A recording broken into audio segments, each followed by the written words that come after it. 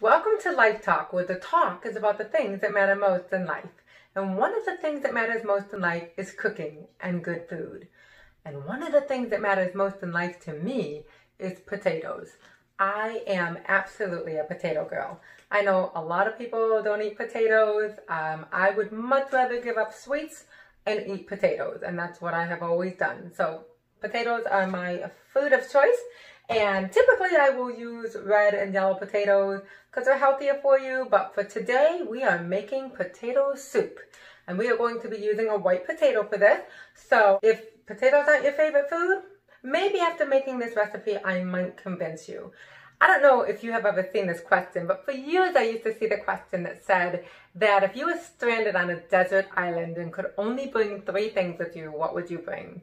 And my answer has been the same every single time. I have always said, if I was stranded on a desert island, I would bring potatoes, I would bring lipstick, and my Bible. Not necessarily in that order, but now that you know a little bit more about my favorite food, let's get cooking.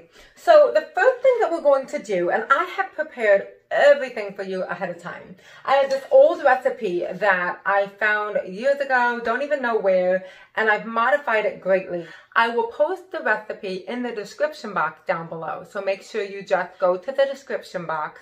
Right underneath the video, it says show more. Click on that. You'll see the recipe and everything that I'm using to make this incredible soup. Now, I had prepared it all ahead of time for you because when I made it the other day, I practically set the house on fire. It looked like the house exploded. The smoke alarm went off 100 times because, you know, it's very hard to prepare everything and cook and all that at the same time. And normally, I'm helping my mom cook, but today I am doing it by myself. So what we have to start off with is about 7 or 8 potatoes. You can use 4 to 5 if they're large. I used 8 potatoes today because they were small. Actually, I used 8 potatoes because I didn't buy any potatoes, and it's what my mother had, and it's what she gave me. So I used 8 potatoes. I cubed them all up, chopped them all up, and they've been sitting here ready to go. And then you have to have your bacon cooked up ahead of time as well, because you need the bacon grease. Now, I don't eat any pork, so it's very hard to get bacon grease if you don't eat any pork and you make turkey bacon, which is what I made. There's very little grease that comes out. And what I do is I cook it on the George Foreman Grill right here. And if you don't have a grill, if you don't know how to grill, this is a lifesaver. George Foreman Grill. And I cooked it on there. There was no, it squeezes out any grease and excess fat. So it's a healthier way to prepare food. I'll put a link in the description box for that as well. But I didn't have any fat when I made the bacon. So you're supposed to cook your onions in the bacon grease. So we're gonna cook our onions in chicken broth because you need chicken broth for this soup. So what we're gonna do is the 1 cup of chopped white onion. We're gonna dump that right in. You need 6 cups of cooking broth, chicken broth for this. And so what I did was I poured out a cup so that I could cook my onion in it. So it's hot chicken broth. I'm gonna get this started and I'll tell you how I made that.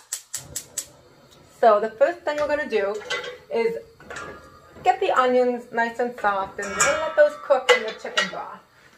To make the chicken broth, I use this, Better Than Bouillon.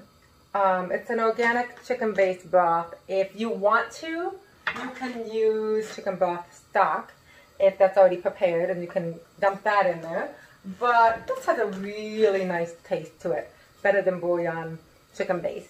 So I use 6 teaspoons with 6 cups of water. I boil the water in this electric teapot. I have a regular teapot on the stove, but I've almost burned the house down a number of times using that because I can't hear it whistle.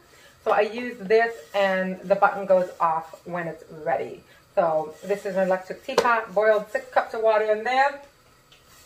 I used the Better Than Bouillon and I prepared my broth mix. So that's all ready to go. I'm gonna check on the onions here. I do have this heat up on kind of a little bit high. You can hear that because I'm trying to get this moving along. So I think it's like a medium low to medium heat, and I have it on a pretty medium high heat. So you gotta be watching it. And so while that's cooking, I'll tell you what else is in here. We've got the potatoes, we have the broth. The very next thing that you're going to add is going to be 2/3 cup of flour.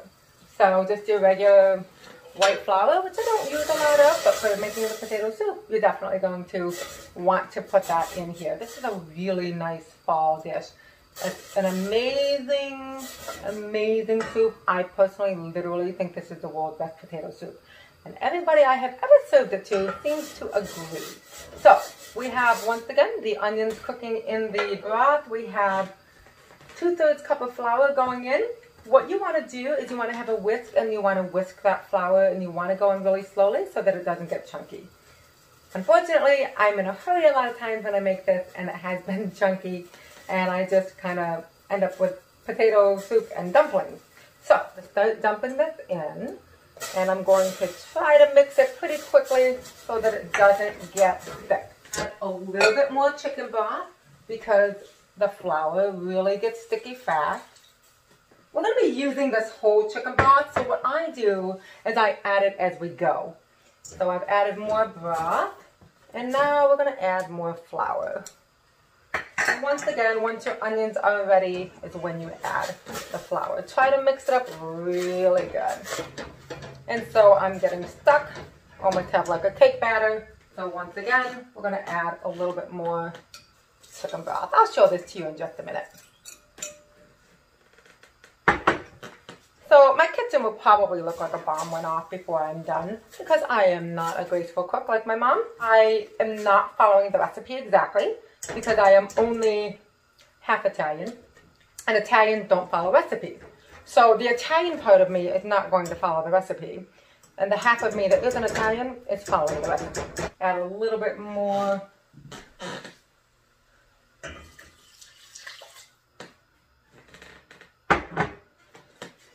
Get this even more liquidy. So I have always loved clam chowder, and a couple years back I gave up eating, well actually several decades ago I gave up eating clams and all that kind of stuff. So, but I still love a really thick broth and a really thick soup. So this is kind of very satisfying for if you like clam chowder but you don't like clams. And I was even thinking about how you could add corn to this and kind of make like a corn chowder. Okay, so I will show this to you. It's very thick. When I make it, it's always very thick like dumpling. But what I do, it says not to let the water boil, but I always let it boil because I just think it cooks it faster and I think it helps to break it down. So I'm going to add one more bit of broth before we add the rest of the ingredients. Okay. Get that to blend in really well, and then I'm going to show you what I have cooking in the pot. So you can see I'm getting a really thick, creamy base, and I have lumps in there. You're not supposed to have those, but as I get cooking and as it gets boiling, a lot of those do tend to dissolve. We're going to add the rest of the broth at this point in time. So here it all comes. Here's the whole 6 cups. Awesome. And you can see some of that better than bouillon at the bottom there. And I do want to scrape that out. I want to scrape every last bit of that flavor out because it's really good. Okay, so now I've added the rest of the chicken broth, which is, well, we're using 6 cups altogether. I probably have 3 cups left. And so I'm adding the rest of that. And again, you're not really supposed to let it boil, but I do. And it's starting to boil a little bit. I did lower the heat down to like a medium low. And at this point, we can start cooking the potatoes. So we're going to drop those in.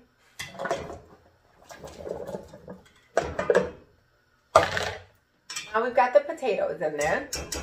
And again, if you wanted to make a chowder, I think you could add corn and it would taste really amazing. So the next 7 ingredients, and again, the recipes will be posted in the description box down below. But the next 7 ingredients, we're going to start to add a 1/4 cup of scallions. And somebody was so gracious to give me some fresh scallions. And I love the taste of scallions. I do a lot with onions and scallions and that kind of stuff. So I have a little container garden and I went and got some chives. I didn't measure them out, just grabbed a bunch of stalks and cut them up. And we'll add the chives in, just again for additional flavor.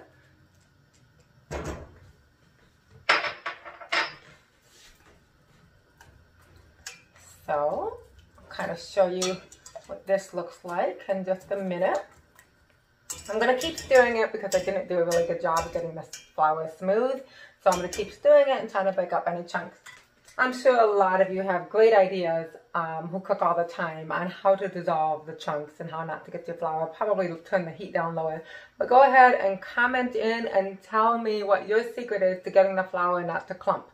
Probably if my flour wasn't in the freezer, maybe that has something to do with it too, as I pulled it out from the freezer. So we've got that in there. Then you're going to add, the original recipe calls for a teaspoon of salt and 1.5 teaspoons of freshly minced garlic. Well, I don't usually use salt, and I didn't have fresh garlic. So we're just going to use my garlic salt from my mother once again. And we're just going to sprinkle this in a little bit. I don't like too much salt, so just a little bit, just for a little bit of flavor. And then you're supposed to add 1.5 teaspoons of dried basil. So I'll just put a little bit of that in. So it's kind of a really herby potato soup. And then I'm going to add the turkey bacon. I cooked up a whole pound, but I only used about half of it and saved about half of it for the soup. And I'm going to dump that in now. The other half I saved and put it away for later, because when I serve the soup, I usually like to have really hard, crisp bacon on top, because this will get nice and soft and chewy. And I save some bacon for later on to be like bacon bits, and I'll put that on top and garnish it with that. So try not to eat all the bacon when you cook it and save some for later. And again, I am using turkey bacon. You can use whatever you prefer. You are supposed to add 2 cups of half and half. And I will do that as I see this liquid is getting lower and lower. So black pepper, a little bit. If you're serving it to kids in your family, try not to use too much. Just be careful. Just everything is to taste. And then the final thing that you're going to add to this is like a shot of Tabasco sauce. And I honestly think that's the secret ingredient to making this the world's best ever potato soup, is adding that shot of Tabasco sauce. So what we will do is measure this out, because I don't want this to be too hot, and it does give it just the right flavor.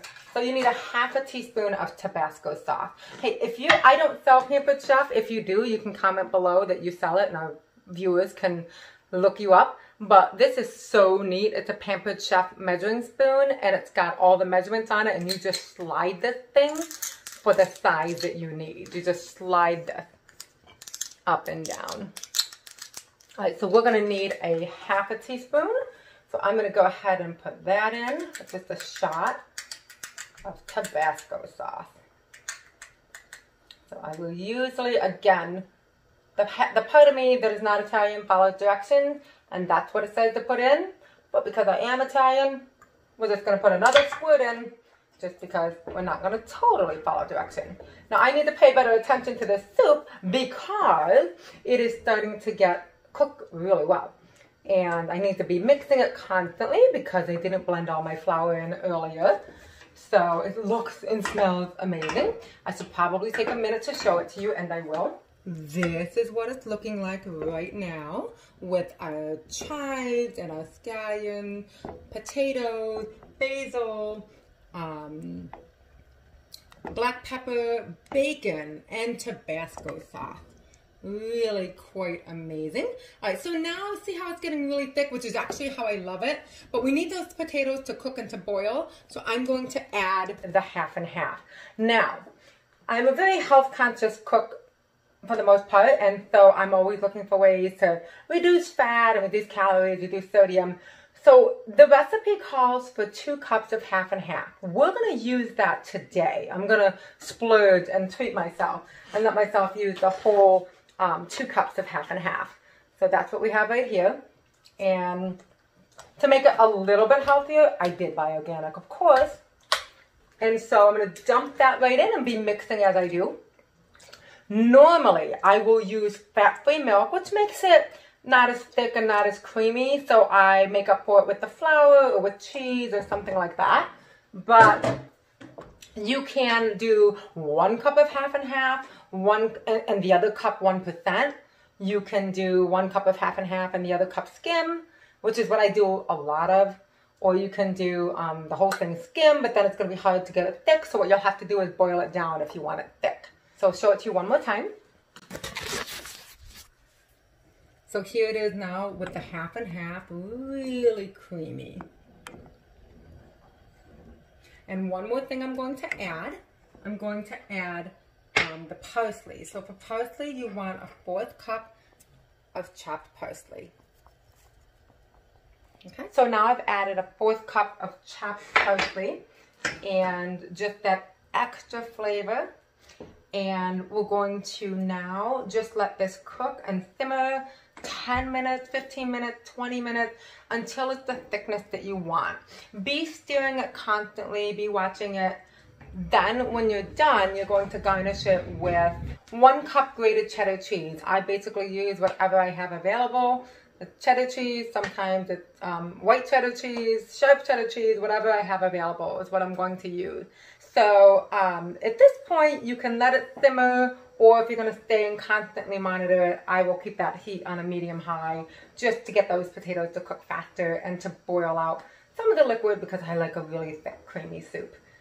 I won't even begin to tell you how many calories are in this, but I will tell you it'll be one of the best soups you ever had. So we're going to let this simmer and we're going to let this cook 15-20 minutes and get it to the desired thickness that you want. And then we'll be ready to serve it. Well, my friends, I have moved the soup to the back burner to cool down. I did end up cooking it for about 20 minutes, and I didn't add anything else more to it. Although you can throw some cheddar cheese. If I had it, I would have thrown it in there to cook a little bit with it, and then I would garnish with the cheddar cheese, maybe a little parsley, and some crispy bacon crumbles on top. But I have moved it to the back burner to cool down. And I have set aside 2 bowls, one for me and one for you. I hope you enjoy it. This is what it looks like. Right there, nice, thick, and very, very creamy. And big, big chunks of potatoes. I like mine really thick and creamy. I did look all through the scriptures for something on potatoes, and I was able to find a Bible verse for you, but it's in the Message Bible, and here's what it says. It says this in 2 Corinthians 4:17. These hard times are small potatoes compared to the good times that are coming ahead, the lavish celebration that's prepared for us. There's far more here than meets the eye. The things we see now, here today, are gone tomorrow, but the things we can't see will last forever.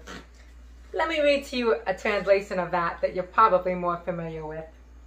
It's 2 Corinthians 4:17.